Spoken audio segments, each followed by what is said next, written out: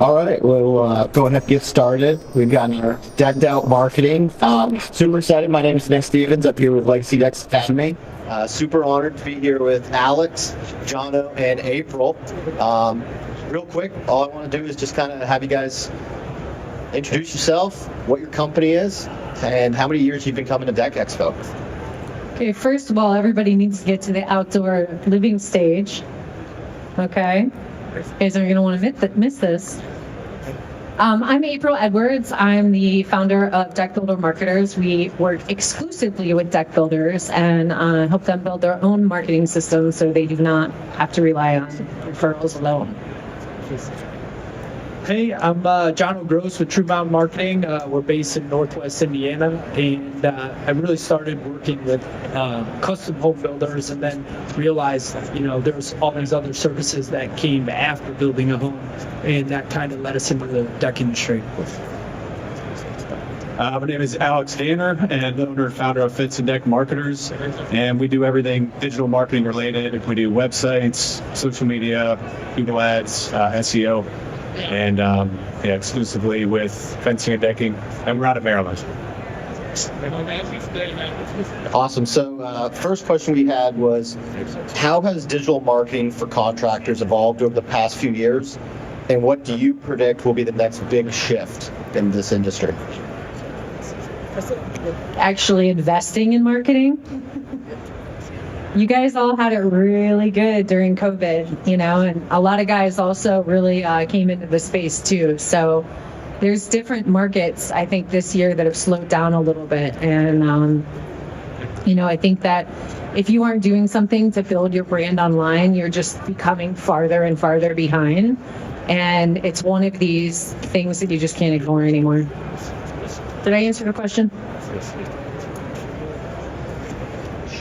Yeah, so like a lot of the people that we talk to at the show, it's like, I'm really busy and I don't have a website now and no digital presence, why do I need it? And like she said, there's so many people coming up in the game, and it really sucks when you're the professional at it, you know how good work you do, and then somebody comes out who's super green, they just started a business out of nowhere, they have a good online presence, and then they're getting jobs, not doing it the right way, and all of a sudden, you know that you're the right person for the job. So what do you got to do to get in front of them? And there's so many different things from, social and search, but search is when somebody's searching for a problem that's like, hey, I want to build a deck. Social is more like, hey, this is who we are, we're in the area for brand recognition and brand presence. But yeah, you got to get in front of the people, and because you guys could do the best job. Yeah, and I would say the biggest thing too, it's one thing to get consistent leads, but if you want to grow, you want to hire contractors, you want to feel stable with growing and not kind of, having that panic when leads don't consistently come in. If you have marketing, if you have SEO, if you have ads, that's going to allow that consistent growth, I guess. Because if you're going off referrals and somebody's constantly sending you jobs and then that stops, where do you go from there? If you have 3, 4, 5 crews, 2 crews, whatever it is, you're going to be scared. That's when all the late nights start and all the stress comes out. So I think that's the big thing. Yes, like April was saying, with COVID gone, it's way harder, but as we go and as you grow, you got to have something like feeding that engine. So that's probably the biggest thing. And Nick, was that a ChatGPT question you looked up? Might have been a little bit of help there. Utilize the tools. All right, so that actually goes very well into this next one of so obviously getting leads and everything like that, but what would you say when it comes to generating leads? What would you say are the best practices or strategies that tend to convert best in this industry? Yeah, that's a great question. So websites and SEO, getting your Google listing set up, having enough reviews, that's going to be the most leads you're going to get. So if you want to have a good solid website, one of us building a good website for you, consistently getting reviews on Google, that's where the majority of the leads should be coming from. You can get leads from Google Ads and all these other sources, but most of them come organic. And when someone types into Google, most skip the ads completely. So you got to be in the map pack, you got to be in the organic website results. it's something like 90% of people skip the ads. So you got to have that presence there. Yeah, another thing I want to touch base on is it's just kind of like brand presence. So when you think about it, is if a lot of leads come organically, that's definitely on search. But one thing I like to highlight with a lot of contractors is like, what do your trucks look like? Are you wrapping your trucks? Are you putting your website on your trucks? Because, obviously somebody goes online, they want to get an estimate. They'll reach out to 3 people. All those 3 deck builders know each other. And they're like, oh, you're going to this address too? And that kind of happens, and you have to travel, and your guys' time is so important. So, with brand presence, let's say you have your truck wrapped, you're doing your neighbor's house. They probably, hang out in the evenings together. And let's say you're going there to put, the final touches on the deck, and then all of a sudden you're walking to the neighbor's house because they want to do the decks. So really, we like to build your digital presence not only on your website, but expand it into everything, even wrapping your vehicles in. That will really help you get people organically as well. Omnipresence. So, what they're talking about is different touch points, and it's extremely important. You guys sell very expensive services that is a luxury. And there's a journey that people go through when they decide that they want to invest in an outdoor living space, and they are going to do their research to figure it out. There's a journey of them trying to figure out if they want a deck or, pavers or whatever. And then they might decide, okay, what's the difference between composite and wood? And then they're going to start wondering about framing if they go down that path. And then different features and pricing and colors and materials and all these things. And so omnipresence means showing up everywhere when people are in that journey. And it's really important. You can't just show up one time and expect for somebody to marry you, if you know what I mean. Like to use that analogy. So, and a really good way to do that is SEO and it's content. So just like a lot of you guys are probably, what's your selling style? Yeah, helpful. So SEO is basically just creating really helpful content that is answering the questions that people are putting in. And you got to build a reputation with Google in order to actually get found for that content. So I could keep going, but SEO is definitely where it's at, Google Business, and making sure that you are omnipresent and showing up everywhere, from your vehicle to your shirt, to your website, to your Google Business listing, to your social media, and your email signature. Yeah. So we were talking about SEO, and I know I touched on reviews, but I keep saying it constantly, and Daniel will know, because I say it to him every time we talk. But if you're if you look at your competitors and you see, all right, I have 10 reviews or I have 20, and your next competitor has 400 or 100, and they're just dominating in that way, they're just going to get that best lead. They're going to get more leads and better leads to start. So what I would do is make sure you look at that, see where you're sitting, where your competition is, look at the website as well. Just kind of stack yourself up there, and you'll get a lot further if you see yourself kind of separating in those categories. So actually, to stay in that same vein, getting Google reviews is always something that is always stressed. What are your recommended best practices for contractors getting those reviews?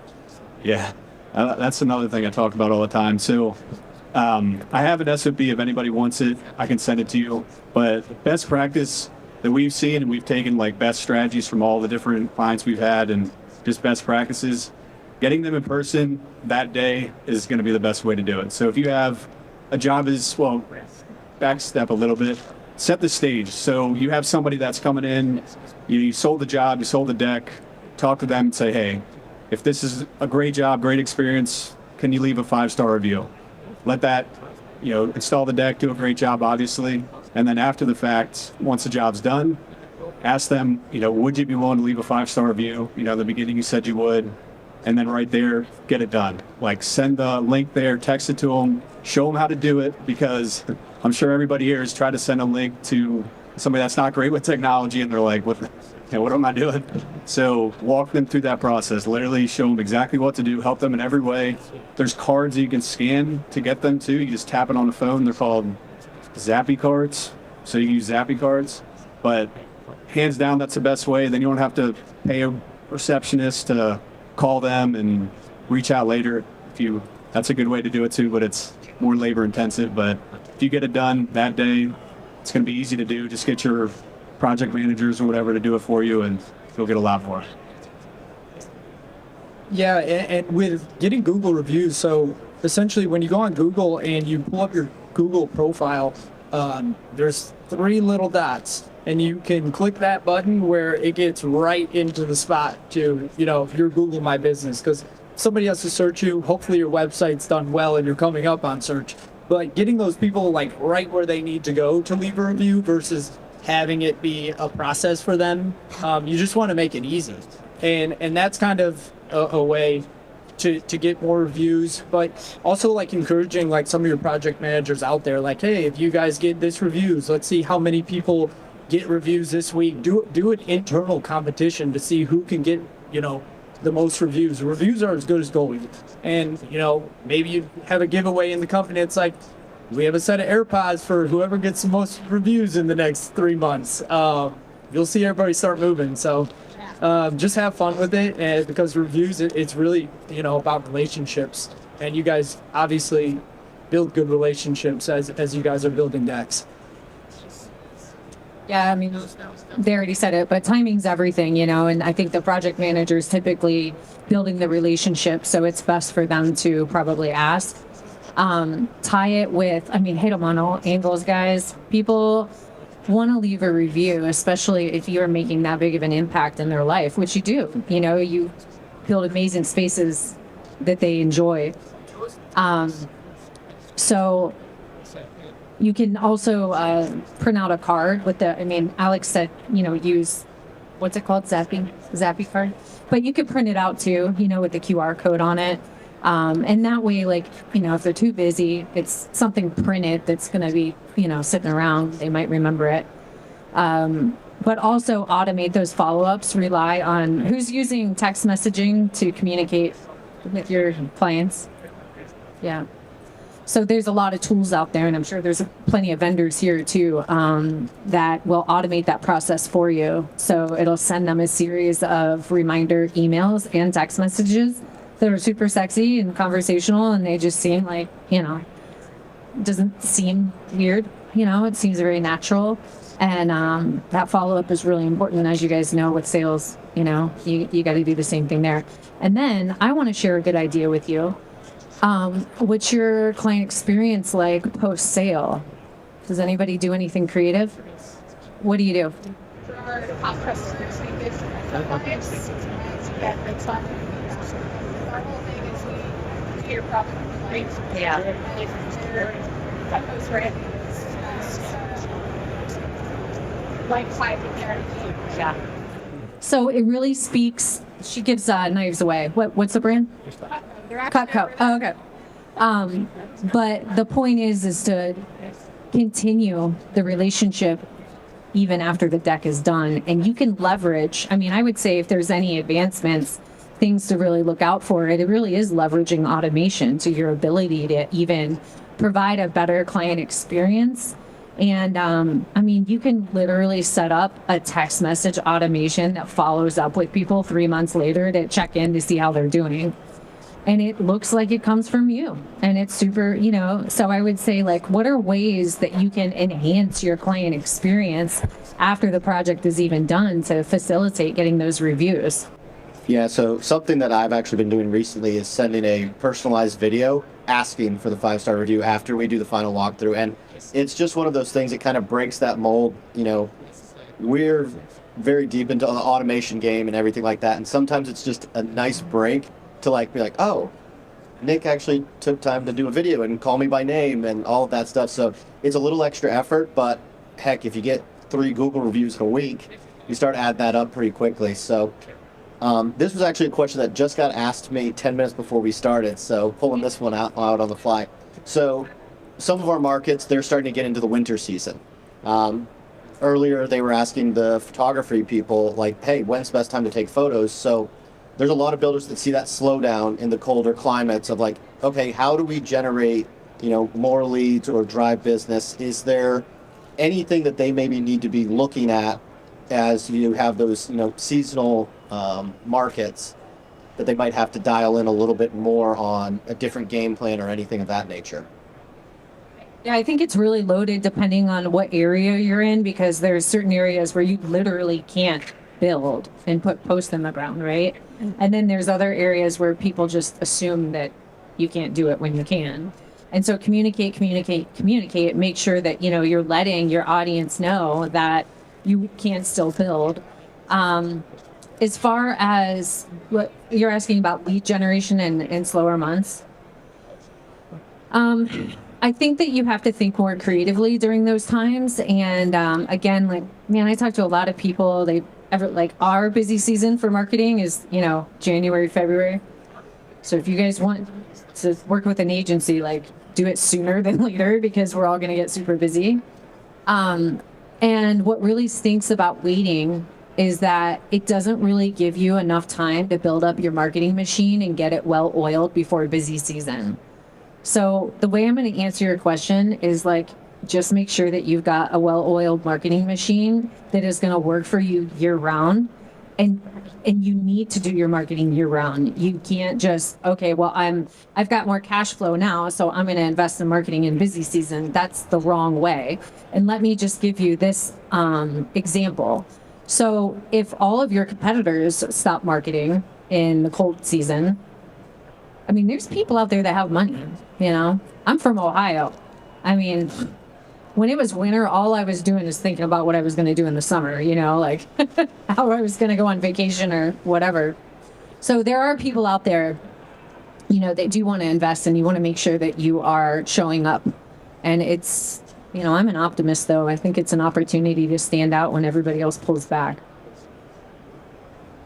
Yeah, that's a really good question. And that's something I'll think about. But, during the busy season, sometimes you're working in the business, and then, when your slow season comes, you're working on the business. So it's, what are you planning for the next year? What's your content schedule looking like? How are you going to stay involved in the community? You can do fun things on social media just to stay relevant to the people that are even following you during those times. But realistically, it is about planning, because once the season starts, your time is getting very limited, and you want to make sure you have that plan going into the season. Everybody they don't really plan in the fourth quarter. All of a sudden, like right when it's game time, they're like, oh crap, we got to get rolling. So definitely do pre-planning and work on the business when you have time. I mean, it's going to be less opportunities for sure. Like, I don't think there's any way to replace what you get in the spring versus the winter. So the only way that we've seen, you got to, like they're saying, you got to be ready, you got to have things in order, and you got to get the majority of that lesser pool, no pun intended, of leads basically. So, if it's cold out, there's less leads to go around. The guy that's doing the best, has the most exposure, he's going to get more of those leads than anybody else. So if you're just busy in the spring and then it completely falls off, that's probably because you're, likely not visible enough. And something to advertise that you are doing it on the website. Steve here, we put it on his website. We do decks all winter. Some people think that, you guys shut down if it's freezing out. So if you are doing decks, keep advertising, keep it going, just like these guys are saying, and you'll still get leads, but don't expect it to be as busy in spring. It's going to be less in general. So we don't really push you guys giving discounts and stuff like that, because you guys are selling amazing outdoor living spaces. If you don't have the money, don't do it. But it is something you can consider in the winter time, is a % off or free upgrade or something like that if they book by a certain time, to try and secure some additional motivation for the homeowner. So I'm sure this is sometimes could be a sore spot for you guys in terms of you get leads for a contractor and they maybe don't have the ability to close those leads, and then they're like, well, oh, the leads weren't any good, and I need more leads because, I wasn't able to convert those. So there's that conversion, but what are some misconceptions that contractors have when it comes to marketing that you guys frequently encounter, and how do you navigate those conversations to kind of help them reframe their perceptions? So do you guys know that he does sales at Legacy Dex? We meet with our clients on a regular basis to better understand what's really happening with the business and how the leads are performing. But it really is a partnership between the two. And sometimes, we monitor our clients' sales close rate, not because we directly influence it, but we certainly indirectly influence it. And so it's interesting because some guys come to me and, I kind of map out their benchmarks, where they are now with their numbers. Everyone knows their numbers, right? Everyone here knows their numbers? Okay. And their close rate might be really high or really low. And to me, that's an indicator that either you aren't getting enough leads, and that's why your close rate is so high, because you've got a lot of time to, close anybody that comes in the door.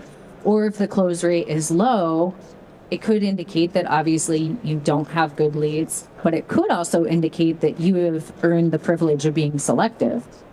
So to answer your question, I think it's just a matter of collaborating and creating content based off of your sales objections too. So what I feel like, I'm biased. I think marketing helps in so many ways, but it really is an opportunity for you to prime your prospects. So if people are doing their research and they're checking you out on your website, and you've got a whole resource library of content that speaks to the questions that they have, how rad would that be if you can just sell instead of having to answer the same questions over and over and over? Legacy Dex also has a guide that people can download, and I like to position that guide as have everything that people ask you all the time in that puppy, so that and then have them, it's a lead magnet too, to get more leads in the door, but also if they check that out before they get on a call with you, you're not having to spend your time answering all the questions that, if they could have figured out on their own. Yeah, so when it comes to running ads and getting people a bunch of leads, and it's tough because the leads come to you, and for us, we're doing our job to get you the leads, but then it kind of is in your court to, slam dunk it. And we're doing our best at trying to get you the best leads, make sure, we're optimizing ads to show up at the right time, making sure we're doing negative keyword campaigns to not come up for a do-it-yourselfer. So the budget isn't getting spent on somebody who's looking up on how to do this on their own. We're going to optimize the ads to essentially get you what you want. And when it comes to that, it's what kind of leads do you want? Do you want more people to fill out your contact submission form? Do you want them to fill out get estimate, or do you want them to be phone calls? We have a client who specifically has a team that answers the phone. They even pay for a service for after hours for somebody to answer the phone. So when we go run the leads for them, we're making sure that they're getting call ads, because that's how they are set up. So when you're working with your marketing company, you really want to, communicate with them how your team works, how you're intaking the leads. So if you guys are, I don't want to say slow on emails, but let's say your emails are just bogged up and the marketing company is just making sure you're getting all these submission forms, well, that might overflow you. But let's say you're on the side where you can take tons of calls, then that's where you want everything running. So when it comes to web design, maybe the first thing you want is a call to action to give us a phone call at the top.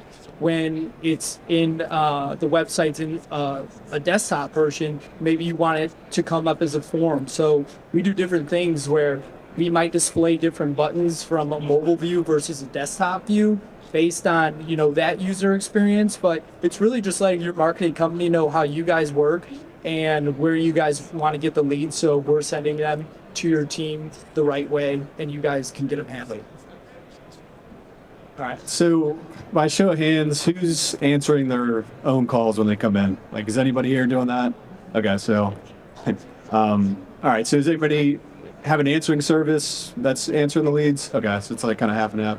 So the big thing, if you are answering your own calls, it's going to be tough, I'm sure, to get back to them quickly. So if you're kind of waiting hours, you're waiting till the next day, that conversion rate just plummets. I mean, it's going to go down way down. So you want to have somebody that's answering it in-house, if you can have someone like that, or an answering service, if someone can do it during business hours, after business hours, on weekends. We always recommend answering services. For one, it's cheaper than hiring someone in-house, but then you could open up your hours to late in the evenings and when people get off work, so you're not shutting that down after 5 o'clock. On the weekends, you can have people coming out to you too. So I would definitely look into that, because it's probably one of the biggest missed opportunities. If you kind of don't pick up the phone, they go to the next person, they're going to answer it, and you're kind of behind the eight ball at that point. So I would say that's one of the biggest game changers you could have. One thing I want to touch base on for some of you guys that raise your hand, that you guys are making calls. If somebody fills out a form on our website, it goes to me. I'm making all the calls. That's why the team is in Indiana, all on computers right now.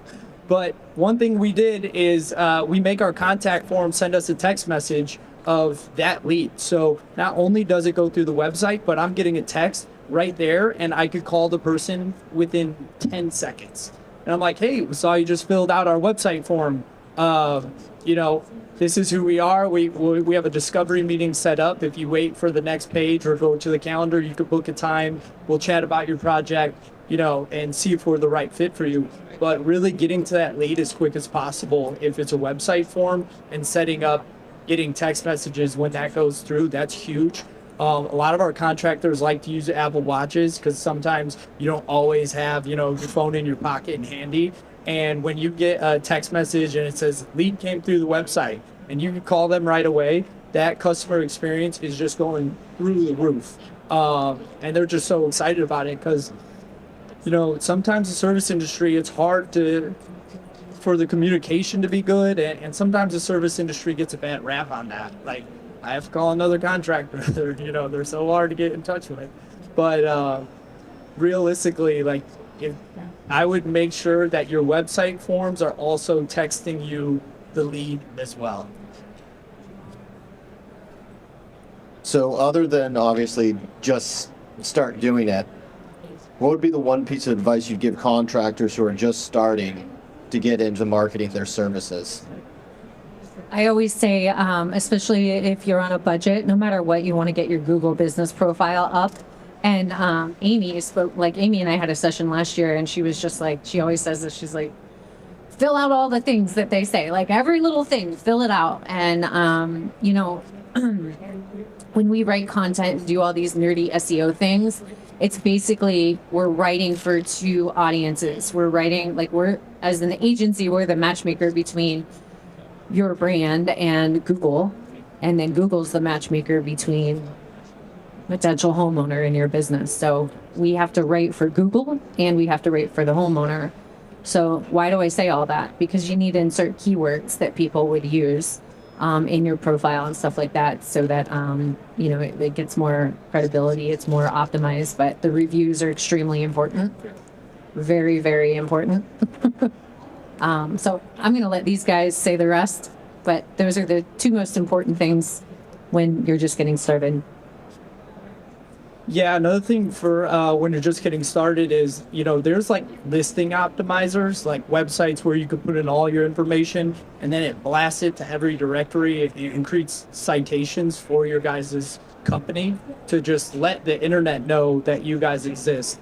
That's a super, powerful way to really get yourself out there, even when somebody's trying to search for you.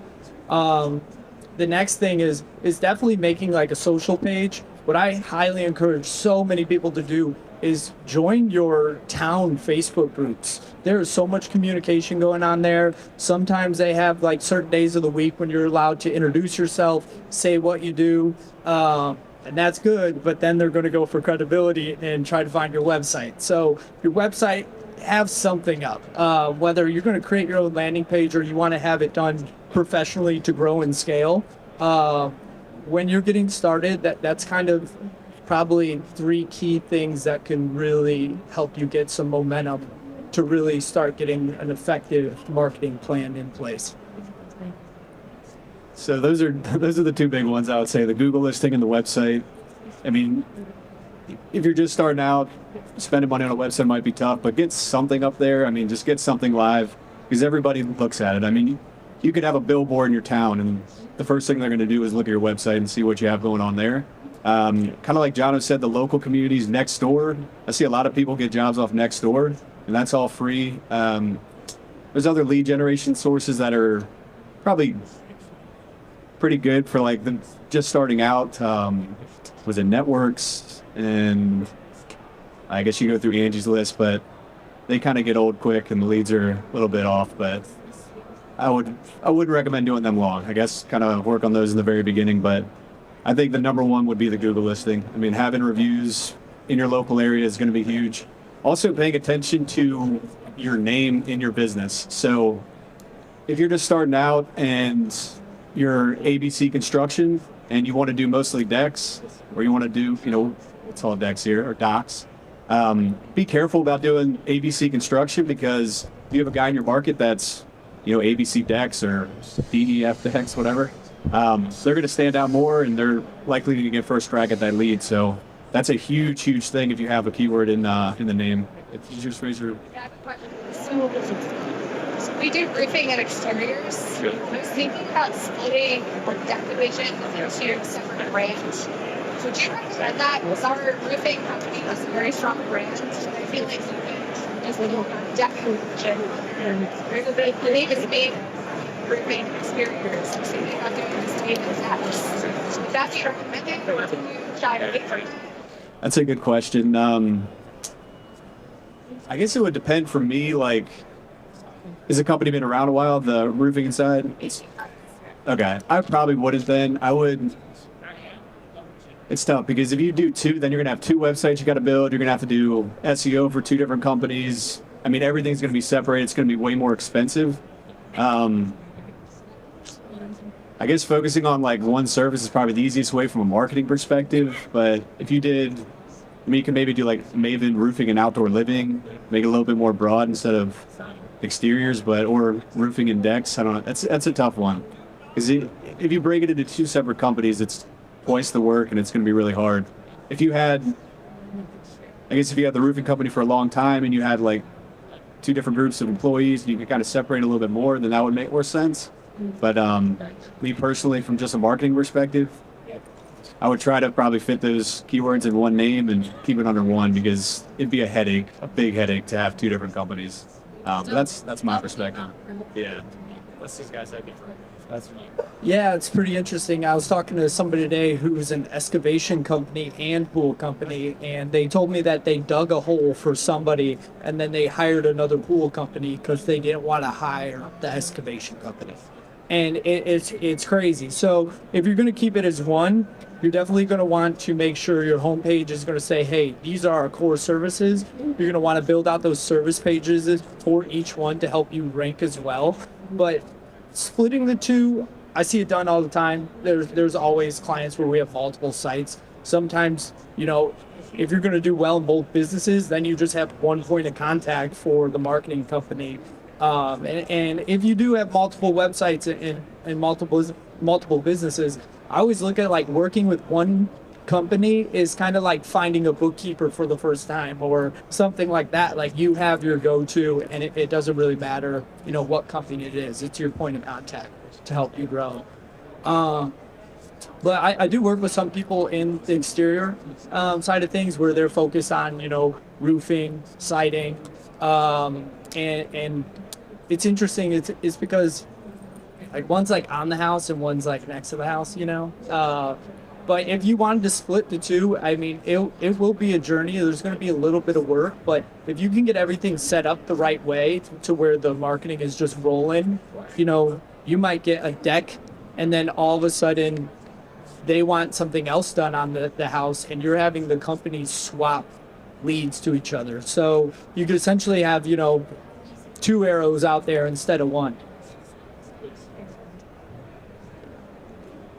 So one last question, then we'll open up to some questions. So I always talk to people about finding your ideal client and asking the right questions.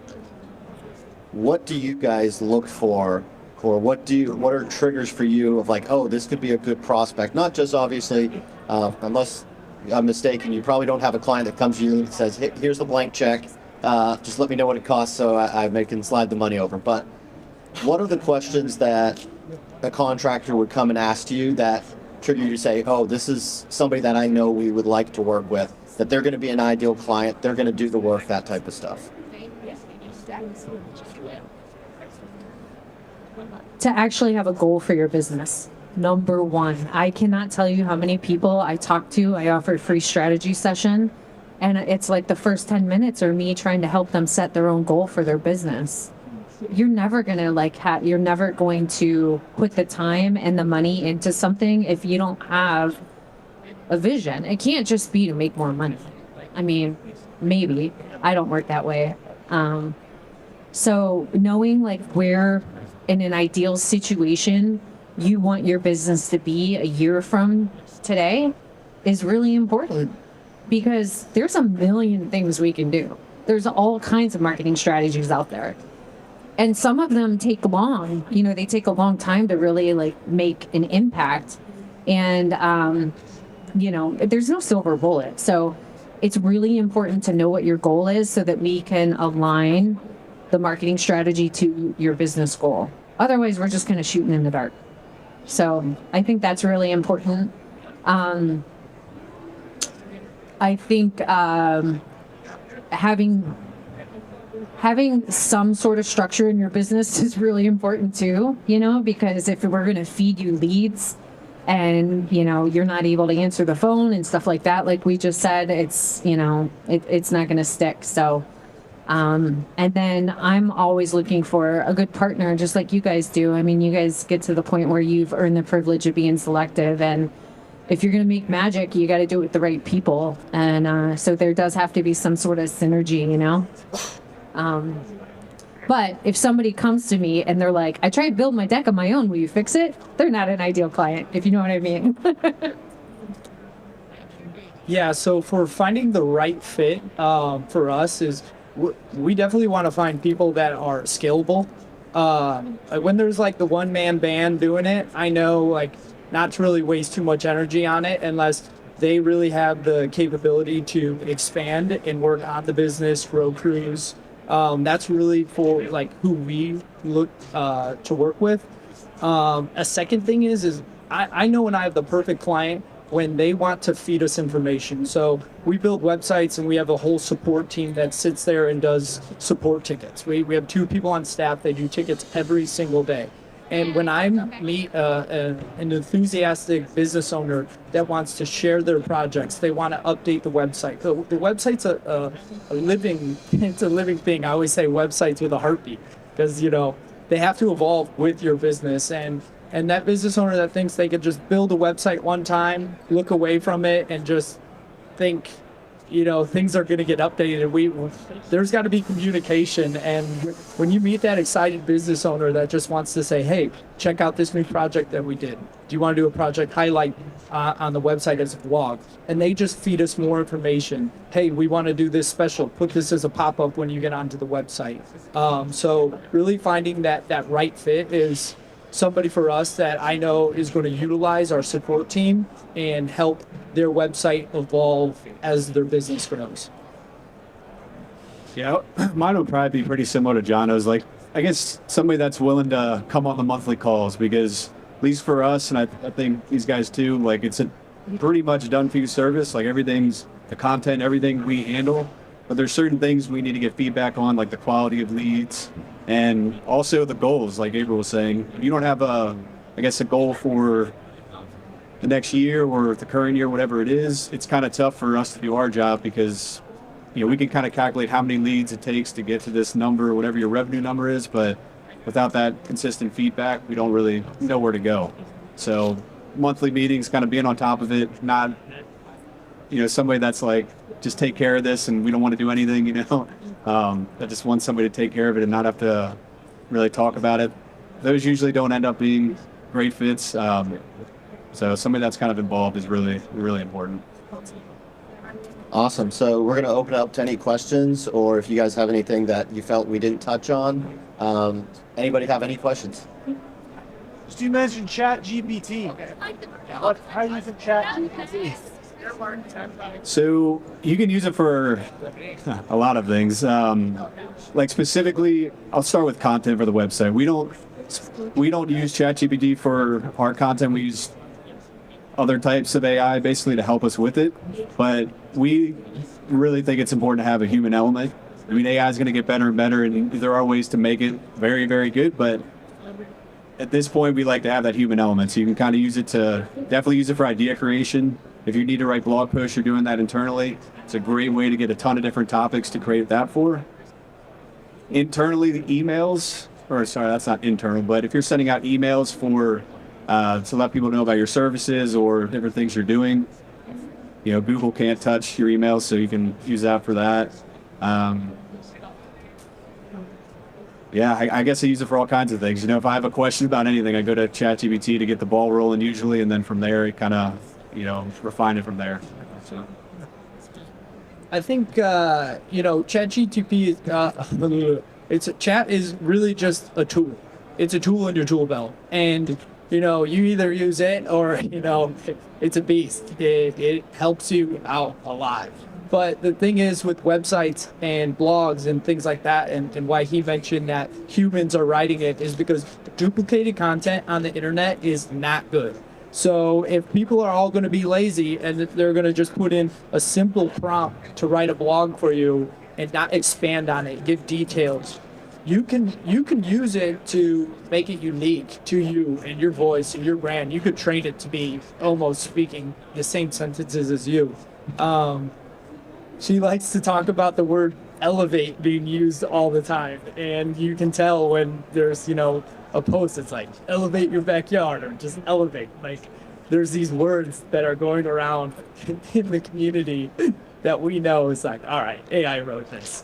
So if you're going to use it, train it and just keep pushing into it. Tell it what kind of voice you want it to use. Do you want it to be a concerning voice? Do you want it to be optimistic? Like there's so many things. Like say rewrite this. Just keep pushing into it. If you're going to use it, it's the people that just think they can put in one sentence saying, write me a blog on why somebody should have a deck. It's going to write the same exact thing. So you have to tell it about who you are, why you're unique, where your services are, and it can help you move a lot of the ball. But our copywriter is a person. Her name's Jordan. So, she's a person. But it's a tool. So, I mean, use it to your advantage. And like he said, kind of be a little careful where you use it. But duplicated content is just something you really want to avoid. So how are you using it? I don't. Okay. That's what I was curious. Yeah. Can you guys tell when something has been ChatGPT? You can, right? And so, look, guys, there's no silver bullet. There's no silver bullet in running a business. These are tools, and they're great. Now, I will tell you, I freaking love ChatGPT. I'm trying to lose weight. I freaking put a picture of the menu in ChatGPT. I'm like, tell me what the healthiest thing is to eat. I use it for spreadsheets to analyze data. And I do have a guide on the website, 99 ChatGPT prompts, and download it because there's all I look at it like my assistant, like it helps me and my family, and I travel, and I know I'm not talking about business, but I'm just trying to open up your mind a little bit. We travel, and I'm like, okay, these are the things we want to do. This is the city where we're in. This is how much time we have. These are the things that we like. Bam, outputs a whole itinerary for me. I'm like, it makes my life so much easier so I can focus on higher level strategic things. So leverage those tools so that you can focus on, like Amanda said, in the women in the industry, like the things that you're good at, that you like to do. You have a question? I was just gonna say, one of the ways we've used it, my foreman and my people that build my marketing, they're amazing. I don't know how to do what they do. Yeah. But they don't like to speak and write. Yeah. So, but I'll throw an iPhone down and I'll interview them about something. And their words, they don't have to worry about stuttering. I mentioned not putting them on video. but I use that transcript to have ChatGPT write me something intelligent that I wouldn't know how to do because I don't build. Yeah. Yeah, it's important. Sorry, another question. Talked about the future, or what's the next thing, right? We've heard about Google reviews for several years now, Google Maps. What's the next thing coming? They have Search GPT out now, and I guess, I don't know, that ChatGPT released their Search GPT. They have Instagram search. I don't know if Google will ever be taken over. I mean, they're just so dominant. They might get a couple percentage points, but I think it's going to take a lot to get past that. I'm sure there's going to be. I mean, AI is kind of new, so I guess that's still kind of the new thing. But you guys have anything to I mean, Amazon Alexa, you could ask her, hey, well, who can do this project for me? People get listed on there, you know. But you know, we're kind of in our seats to see like what tools are next, what's coming out. You know, we stay on top of that stuff and try to make sure all of our clients are staying up to speed with everything. To say the next thing, it's kind of tough. It's the web world is turning into the Wild West a little bit. You know, in 2010, 2015, you could be running ads on Facebook and it would show you like the emails of the people that engage, and they're slowly taking away more things. So, I mean, you really have to just always be creative. Is anybody doing email marketing or leveraging automation in any way? Yeah. Are you going to nerd out with me right now? What are you doing? Well, we actually hired a company that specializes in AI newsletters, and it reads our audience what they're engaging with and what other topics they would care about if they care about our kind of construction. So, like, if they are interested in deck, they're probably also interested in landscaping and outdoor kitchens and all of that. And it learns us and learns them, and has like an 80% open rate every single week. Those thousands of people, and we get it's been amazing. Have you seen if that source has attributed to any sales? It has. It has converted. So, yeah, I'd say behavioral based type of marketing, you know, like customizing your messaging and your communications based off of preferences. I mean, that's kind of more e-commerce, but really what I want to get at is leveraging automation. I practice what I preach. You and I should nerd out a little bit. I've got a whole sales hub of automations that I use, like hot lead follow-up. So I just want to press really leverage your communications to prime these people, and you could drip content to people to bring them closer to a sale.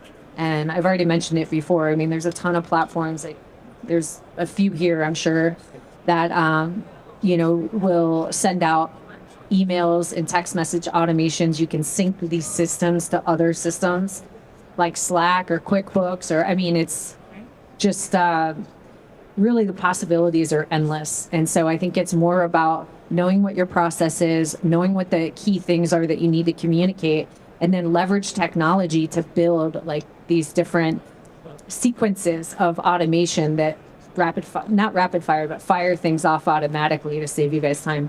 One thing that we do is if somebody calls you and you're busy and you can't pick up the phone, people can leave a voicemail, but it also will automatically send them a text message. It's like, hey, sorry, I'm out. I'll get back to you as soon as I can, in order to speed up getting an estimate. Bam, link to your form, So things like that are just creative ways that you can leverage technology to help fill in the gaps a little bit. So to answer your question, I'm going to say leverage technology and automation. And if you're not doing email marketing, you should. It's obviously working for you.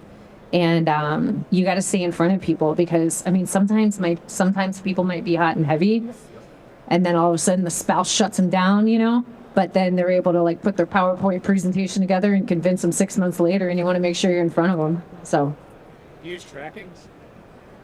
Like when